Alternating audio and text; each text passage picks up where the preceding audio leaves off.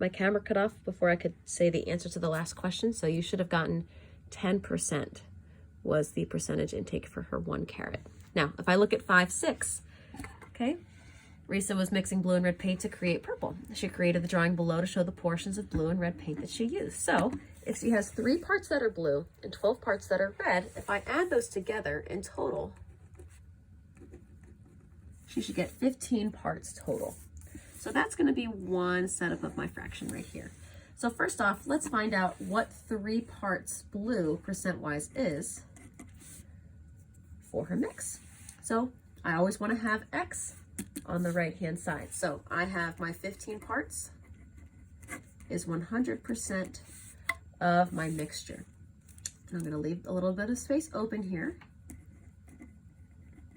Okay, 3 parts, and I'm looking for what percent.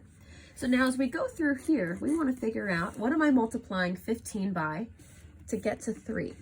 So let's work a little bit backwards here. I'm going to take 3 divided by 15, and that gives me 0.2. So what you have in your numerator also has to be what's in your denominator. So since I already have the 0.2 in my calculator, I'm just going to hit times my denominator here, which is 100, and I get 20. So that 3 parts blue is 20% of my mixture. Now I know from this point, you can use some mental math and think, all right, well, if my blue is 20%, then my red would have to be 80. Let's just double check the math there. Okay, so I'm gonna set it up the same way. I have my 15 parts total over 100%, and I'm gonna be multiplying it by a giant 1. And this time I'm looking for 12.